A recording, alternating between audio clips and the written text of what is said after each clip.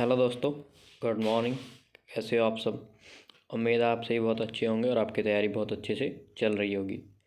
तो दोस्तों, स्वागत है आपका आपके अपने यूट्यूब चैनल जॉब मंत्रा में। अगर दोस्तों आप हमारे चैनल पर नए हैं या अभी तक आपने हमारे चैनल को सब्सक्राइब नहीं किया है तो सबसे पहले चैनल को सब्सक्राइब कर लेना है और बेल आइकन को प्रेस कर लेना है, जिससे हमारी वीडियोज़ के नोटिफिकेशन आपके पास टाइम टू टाइम पहुँचते रहें।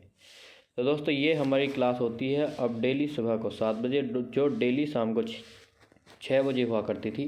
तो हिंदी का प्रैक्टिस सेट इसकी टाइमिंग अब सुबह 7 बजे कर दी गई है और रीजनिंग के प्रैक्टिस सेट की टाइमिंग सुबह 9 बजे कर दी गई है। शाम को 7 बजे हमारा जीएस का प्रैक्टिस सेट होता है और शाम को 8 बजे होती है हमारी कंप्यूटर की क्लास। और कंप्यूटर के क्वेश्चन ख़त्म होने के बाद हम करेंगे यूपीजी के।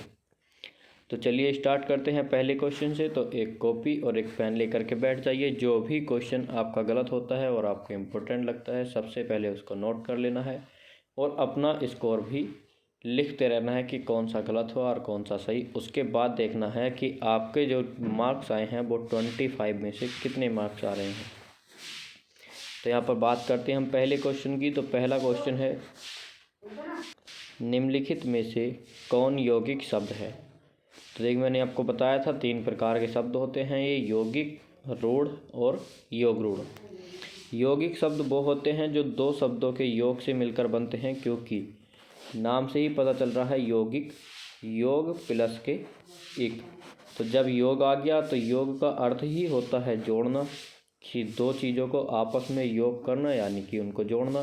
तो 2 शब्दों से मिलकर बने शब्द यौगिक। रूढ़ शब्द वो होते हैं जिनमें कोई विकार उत्पन्न ना हो, जिसके 2 टुकड़े न किए जा सकें। योगरूढ़ शब्द वो होते हैं कि जितने भी बहुब्री शब्द होते हैं उन सभी के उदाहरण योगरूढ़ शब्द में आते हैं। तो पहला है कवि, दूसरा है पत्र, तीसरा है छात्रावास और चौथा है आपका गायक। तो देखिए, अगर आप कवि के टुकड़े करते हो तो कै प्लस के हुई, तो कोई भी आपका अर्थपूर्ण शब्द नहीं बन रहा है। उसी प्रकार पत्र में भी नहीं बनेगा। लेकिन जब आप छात्रावास की तरफ जाते हो तो वहाँ पर मिलता है आपको छात्र प्लस के आवास। तो छात्र होते हैं विद्यार्थी और आवास होता है स्थान, रहने का स्थान। तो छात्रों के रहने का स्थान छात्रावास। बात कर लेते हैं गायक की। तो गायक की संधि तो हो सकती है, लेकिन दोनों शब्दों का अपना अपना अर्थ नहीं निकलेगा। तो यहाँ पर जो आपका उपयुक्त शब्द होगा इन दोनों को देखते हुए तो इसकी परसेंटेज ज़्यादा बनती है, तो इसलिए आप यहाँ पर सी ऑप्शन ही टिक करोगे, क्योंकि छात्र का भी अर्थ निकला और आवास का भी अर्थ निकला। लेकिन जब आप गायक की संध यानी इसके टुकड़े करते हो तो ये हो जाएगी आपकी गे प्लस के आक, और ये होती है आपकी अयादि संधि, जिसमें आए, अये, अब, आव आते हैं, तो वो होती है आपकी अयादि संधि। तो यहाँ पर गे का क्या अर्थ निकालोगे आप? गे तो घर होता है, लेकिन गे कुछ नहीं, तो इसलिए यहाँ पर उपयुक्त आपका आंसर सी वाला होगा। इसी तरह के कन्फ्यूजिंग क्वेश्चन आपके आते हैं और थोड़ी थोड़ी सी आपकी जो डेफिनेशन में भिन्नता होती है उन्हीं को नज़र रखते हुए सी ऑप्शन सही होगा, ना कि डी, क्योंकि इसमें कन्फ्यूज़न होगा कि दोनों ऑप्शन सही हैं। फिर भी आप इन दोनों में अंतर देख करके तब अपना आंसर करना है। नेक्स्ट क्वेश्चन आता है क्वेश्चन नंबर 2। दिए गए शब्द के लिए उस विकल्प का चयन कीजिए जो संबंधित शब्द का अर्थ नहीं है।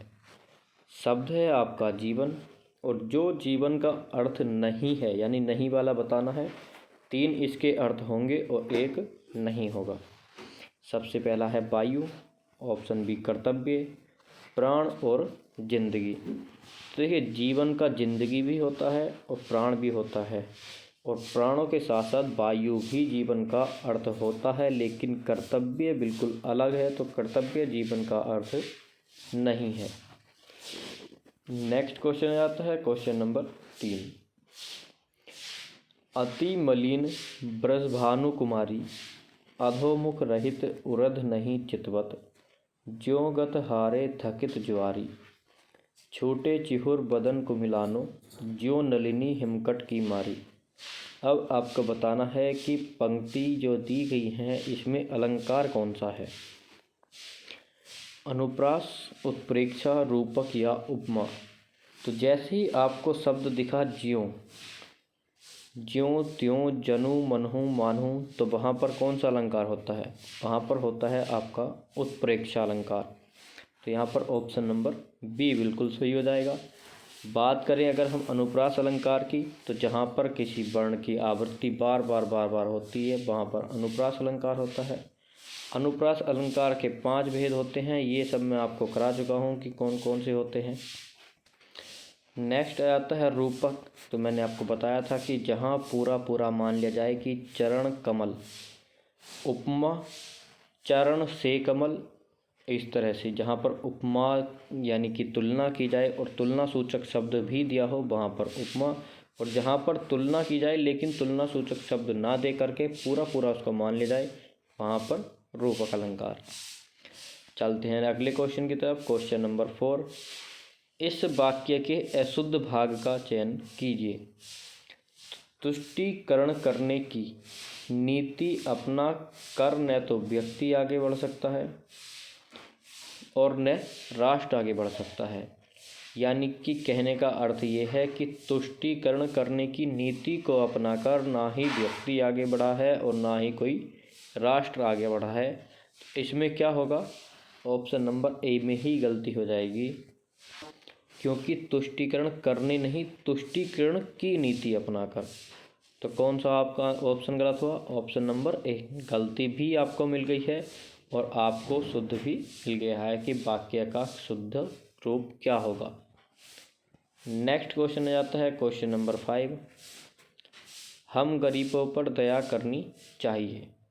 इसमें रेखांकित शब्द है, रेखांकित शब्द पूछा है लेकिन यहाँ पर कहीं पर भी रेखा नहीं है, तो रेखा होगी गरीबों पर, कि हम गरीबों पर दया करनी चाहिए। तो गरीबों में अवस्था सूचक विशेषण है, गरीबी एक अवस्था है, संज्ञा है, विशेषण है या क्रिया। तो देखिए अगर हम बात करें गरीबों की, तो गरीबों है एक संज्ञा। गरीब कैसी संज्ञा है? जातिवाचक संज्ञा। बात करें क्रिया की, तो यहाँ पर क्रिया देखिए करना, करना हो जाएगी आपकी क्रिया। दया, दया भी आपका भाववाचक संज्ञा के अंतर्गत आएगा। तो इसी तरह से आपको ये छांट लेने हैं कि कौन सा शब्द क्या है। हम की बात की जाए तो यहाँ पर हम हो जाएगा सर्वनाम। नेक्स्ट क्वेश्चन की बात करते हैं, क्वेश्चन नंबर 6, जिनके उच्चारण में दीर्घ स्वर से भी अधिक समय लगता है वे कहलाते हैं। मूल स्वर, प्लुत स्वर, संयुक्त स्वर या अयोगवाह। बात की जा रही है कि दीर्घ स्वर से भी अधिक समय लगता है, तो क्या कहलाएंगे वे? तो वे कहलाते हैं प्लुत स्वर। आपने देखा होगा जब किसी को आवाज़ मारते हैं तो उसके बीच में ये आ जाता है, जैसे किसी को खींच कर बोलेंगे शब्द राम, तो उसी के संदर्भ में ये जो बीच का होता है आपके आ की मात्रा बोलते हैं इसको, लेकिन इसका साइन यही होता है। इसी चक्कर में ये दीर्घ स्वर से भी बड़े आ जाते हैं। नेक्स्ट क्वेश्चन है क्वेश्चन नंबर 7, जो प्रमाण से सिद्ध न हो सके उसके लिए एक शब्द है अप्रमाणित, अप्रमेय, अपरिमित या अनप्रमाणित। तो दोस्तों फटाफट बताइए, जो प्रमाण से भी सिद्ध न हो सके वो होता है अप्रमेय, न कि अप्रमाणित। तो ऑप्शन नंबर बी आपका बिल्कुल करेक्ट हो जाएगा। नेक्स्ट क्वेश्चन की तरफ चलते हैं, question number 8, fort William college की स्थापना कब हुई थी? 1801, 1810, 1800 या फिर 1802। तो फोर्ट विलियम कॉलेज की स्थापना कब हुई थी? सन 1800 ईस्वी में। नेक्स्ट क्वेश्चन आ जाता है आपका क्वेश्चन नंबर 9, आकाश से बातें करना मुहावरे का अर्थ है असंभव काम कर दिखाना, घमंड करना, काफ़ी ऊंचा होना या फिर आकाशवाणी में काम करना। तो देखिए आकाश से बातें करने का अर्थ होता है काफ़ी ऊंचा होना। नेक्स्ट क्वेश्चन आता है क्वेश्चन नंबर 10, देखिए इसमें बताना है कि प्रथम तथा अंतिम संख्या यानी कि ऑप्शन 1 और ये लास्ट वाला 6 अपने स्थान पर रहेंगे। बाकी के जो 4 ऑप्शन दिए गए हैं ये रे ले वे, इनको एक व्यवस्थित क्रम में लगाना है, क्योंकि ये इनका क्रम जो है वो बदला हुआ है। तो इस तरह के क्वेश्चन को करने का मैंने आपको तरीका यही बताया था कि सबसे पहले ऑप्शन देखने हैं, क्या कोई से 2 ऑप्शन समान ये रे ले या बे से स्टार्ट हो रहे हैं। तो देखिए ये रे ले बे चारों ही अलग अलग स्टार्ट हो रहे हैं, तो हमारा कोई भी एक ऑप्शन हो सकता है। आपको सिर्फ एक ऑप्शन पकड़ना है कि यह होगा स्टार्टिंग में, रे होगा या जौन सा भी होगा, तो सबसे पहले उसको देख लीजिए और आपका आंसर आ जाएगा। तो पढ़ लेते हैं अपना क्वेश्चन। स्वतंत्रता के बाद हमारे इतिहासकारों को समझना चाहिए था। तो देखिए जब इसने बोला है कि समझना चाहिए था कि, तो इस तरह से आएगा। जो भी आगे बात बोलेगा कि समझना चाहिए था तो की आएगा। तो देखिए की किसी में दिया है या नहीं, तो सबसे पहले यही देखना है। देखिए ऑप्शन नंबर ले में आपका दिया है की, क्योंकि आगे बात बताई जाएगी कि क्या समझना चाहिए था कि स्वतंत्रता के बाद हमारे इतिहासकारों को समझना चाहिए था कि अंग्रेज़ों ने आपको, अब देखिए ले वाला ऑप्शन पकड़ते हैं सी, तो अब आएगा बे, कि अंग्रेज़ों ने आपको मुग़लों का कानूनी उत्तराधिकारी सिद्ध करने के लिए तथा हमारे अंदर हीनता की भावना उत्पन्न करने के लिए भारत के इतिहास का रूप ही बदल दिया। आधुनिक इतिहासकारों को नए इतिहास की खोज करनी चाहिए। बिल्कुल सही बैठा है, कहीं पर भी कोई दिक्कत नहीं हुई है। अगर आप चाहो तो बाकी के ऑप्शन भी चेक कर सकते हो, लेकिन सबसे बड़ा जो सबूत है जो आपको यहाँ पर पकड़ना था वो यही था कि सबसे पहले तो एक आएगा। एक को पढ़ने के बाद खुद से ही आपको समझ आ जाएगा कि इतिहासकारों को समझना चाहिए था कि क्या समझना चाहिए था, वो वाली बात बताई जाएगी। तो वो सब इसके बाद यहाँ पर कंजक्शन की ज़रूरत थी, तो आगे दिया गया है। नेक्स्ट आ जाता है क्वेश्चन नंबर 11। दिए गए शब्द युग्म के सही अर्थभेद का चयन कीजिए। अब देखिए इस तरह के क्वेश्चन को करने का तरीका मैंने आपको बता ही दिया था कि अगर आपसे पहले छत्र पूछा है तो पहले छत्र का आंसर देना है, और बाद में छत्र पूछा है दूसरा कक्षा वाला 6 वाला, बाद में उसी का आंसर देना है। ये ऐसा नहीं करना है कि पहले इसका आंसर फिर इसका आंसर, क्योंकि कभी कभी एग्ज़ाम में कंफ्यूज करने के लिए इनके जो अर्थ हैं वो भी बदल के देता है और सही वाले भी देता है। और जल्दबाजी में अगर आप लोगों को पता है तो एकदम फटाफट गलत वाला आंसर टिक कर बैठते हो। तो चलिए बताइए, ये क्वेश्चन हमारा रिपीटेड क्वेश्चन है कि छत्र का अर्थ क्या होता है। छतरी वाले छत्र का मुकुट, छाता, राजा या विद्यार्थी। और कक्षा वाले छत्र के अर्थ दिए गए हैं, छाता, क्षत्रिय, सेनापति और सैनिक। तो देखिए मैंने आपको पहले भी बताया था कि कक्षा वाला 6 से याद रखना है, छत्र क्षत्रिय, और ये वाला छत्र होता है छाता। तो क्वेश्चन नंबर 11 का आपका राइट आंसर हो जाएगा ऑप्शन नंबर बी, छत्र, छाता और क्षत्र क्षत्रिय। नेक्स्ट क्वेश्चन आता है आपका क्वेश्चन नंबर 12। बताना है आपको कि पन्नग का समानार्थी शब्द है। समानार्थी शब्द के 200 क्वेश्चन मैं आपको करा चुका हूं। अगर हमारी वीडियो आप देखना चाहते हैं तो प्लेलिस्ट बनी हुई है और लिंक डिस्क्रिप्शन में दी हुई है, वहां से भी जाकर आप देख सकते हो हिंदी टॉपिक वाइज। 200 क्वेश्चन आपको ये ऐसे क्वेश्चन कराए थे कि उन्हीं क्वेश्चन में से आपको आपके एग्ज़ाम में देखने को मिल जाएगा। तो अगर आप देखना चाहते हैं तो जाकर के डिस्क्रिप्शन चेक कीजिए और वहाँ से लिंक से आप डायरेक्टली प्लेलिस्ट पर पहुँच जाएंगे। और बाकी की जो भी हमने हिंदी के टॉपिक्स कराए हैं वो सभी आपको मिल जाएंगे, चाहे वो पर्यायवाची शब्द हों, विलोम शब्द हों, रिक्त स्थान हो। तो चलिए बात कर लेते हैं अपने 12वें क्वेश्चन की कि पन्नग का समानार्थी शब्द है उरग, पिक, पिनाक या फिर केसरी। तो देखिए यहाँ पर राइट आंसर उरग ही हो जाएगा, पन्नग का समानार्थी शब्द उरग। नेक्स्ट क्वेश्चन आ जाता है अधिकरण तत्पुरुष में। अधिकरण तत्पुरुष में क्या होता है, पहला पद प्रधान होता है, दूसरा पद प्रधान होता है, दोनों पद प्रधान होते हैं, प्रथम एवं तृतीय पद प्रधान होते हैं। तो अधिकरण तत्पुरुष की विभक्ति चिन्ह है अधिकरण में और पर। तो आपको पता ही होगा कि अधिकरण तत्पुरुष में दूसरा पद प्रधान होता है। नेक्स्ट क्वेश्चन की तरफ चलते हैं कि बताना है राजपुत्र कौन सा समास है। तो राजपुत्र शब्द में कौन सा समास है? बहुब्रीहि समास, तत्पुरुष समास, द्विगु समास या फिर कर्मधारय समास। तो देखिए इसका आंसर आपको पता ही होगा कि राजपुत्र, राजा का पुत्र, तो ये हो जाएगा आपका तत्पुरुष समास। नेक्स्ट क्वेश्चन आ जाता है क्वेश्चन नंबर 15। कौटिल्य का विलोम शब्द क्या है? तो अभी मैं आपको बताया था कि 200 क्वेश्चन मैंने आपको विलोम शब्द के भी कराए हैं और इतने कंफ्यूजिंग वाले क्वेश्चंस भी कराए हैं जो अक्सर एग्जाम में पूछे जाते हैं और आप 2 ऑप्शन में कंफ्यूज हो जाते हो। तो वहाँ पर मैंने आपके सारे डाउट्स भी क्लियर किए हैं, जो भी आपको कन्फ्यूज़न होते हैं और जो मुझे भी होते हैं वो भी क्लियर किए हैं कि आपको कंफ्यूज कैसे नहीं होना है और सही और सटीक आंसर अपना कैसे टिक करना है। तो चलिए अगर आप देखना चाहते हो तो आप देख ही लेना और बात कर लेते हैं अपने क्वेश्चन की। तो कौटिल्य का विलोम शब्द मृदुलता, आर्तव, मार्दव या फिर आर्जव।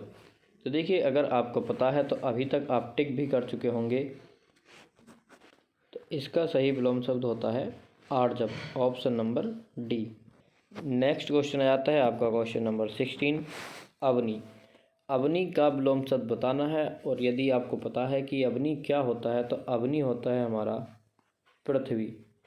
पृथ्वी का पर्यायवाची शब्द होता है अवनी, भू, धरा।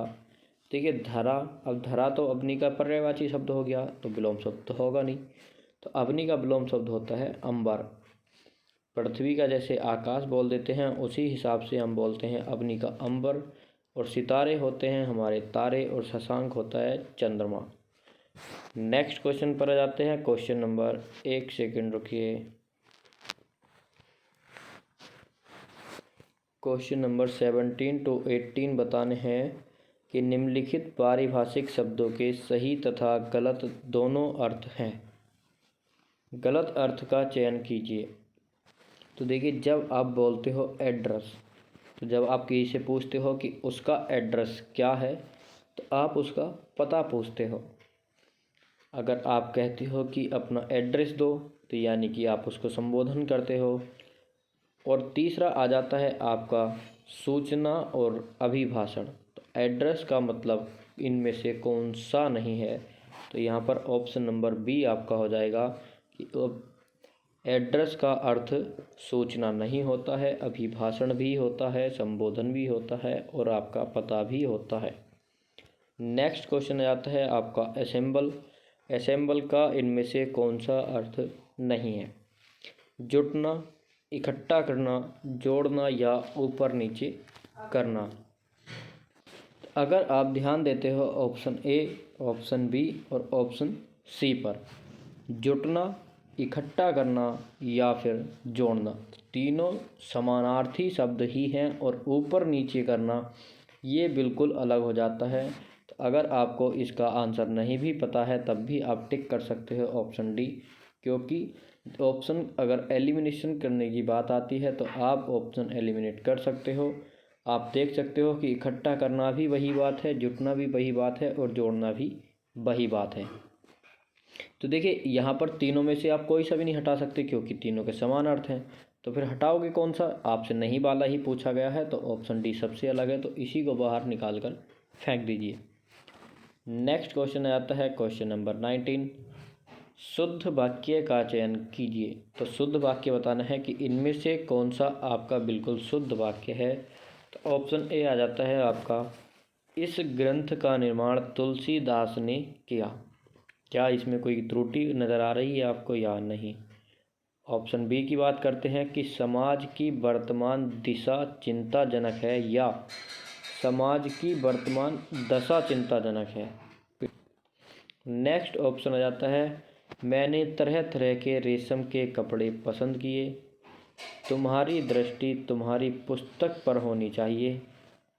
तो देखिए इस क्वेश्चन में मुझे शायद ऐसा लग रहा है कि इसमें पूछा गया है कि अशुद्ध वाक्य का चयन कीजिए, क्योंकि पहला ऑप्शन भी सही है कि इस ग्रंथ का निर्माण तुलसीदास ने किया, तो इसमें भी कोई त्रुटि नहीं। इसमें त्रुटि है क्योंकि मैंने आपको बता चुका हूँ कि होना चाहिए था समाज की वर्तमान दशा। दशा चिंताजनक है ना कि समाज की दिशा।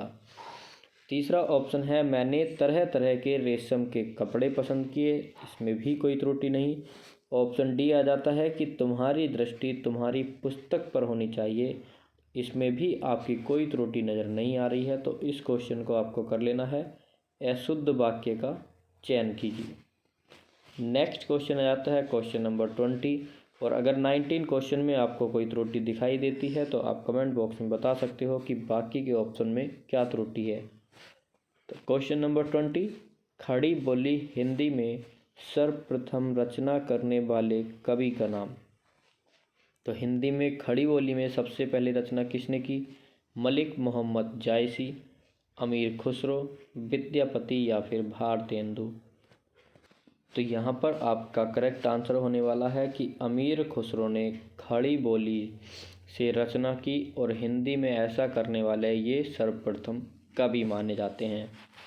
नेक्स्ट क्वेश्चन आ जाता है हानूस नाटक के रचनाकार हैं। हानूस नाटक बहुत बार एग्जाम में पूछा जा चुका है, अगर आपको नहीं पता है तो फटाफट इसको नोट कर लीजिए, क्योंकि ये एक ऐसा क्वेश्चन है कि ये अनंत बार पूछा गया है आपके एग्ज़ाम में और ये बहुत ज़्यादा फेमस भी है। आपसे इसकी विधा भी पूछी जा सकती है कि हानूस की विधा क्या है, तो आपको बताना है नाटक। तो बताना है आपको कि इसके रचनाकार कौन है, कुसुम कुमार, रमेश बख्शी, भीष्म साहनी या फिर मोहन राकेश। तो इसका सही आंसर होने वाला है ऑप्शन नंबर सी, हानूस नाटक के रचनाकार भीष्म साहनी। नेक्स्ट क्वेश्चन आता है आपका क्वेश्चन नंबर 22, निम्नांकित में कौन कथाकार नहीं है? कथाकार जियो कथा नहीं लिखी हैं जिन्होंने, तो वह हैं कृष्णा सोबती, ममता कालिया, निर्मला जैन या मृणाल पांडे। क्वेश्चन नंबर 22 का राइट आंसर होने वाला है Nirmala Jain. Option number C आपका बिल्कुल करेक्ट हो जाएगा। चलते हैं नेक्स्ट क्वेश्चन की तरफ और अगला क्वेश्चन है आपका क्वेश्चन नंबर 23, निम्नलिखित में से कौन सा शब्द वर्तनी की दृष्टि से शुद्ध है? प्रतिनिधि, प्रतिनिधि, प्रतिनिधि या फिर प्रतिनिधि। तो बताना है कि कौन सी वर्तनी शुद्धि है प्रतिनिधि की, तो किस प्रकार से प्रतिनिधि लिखा जाता है?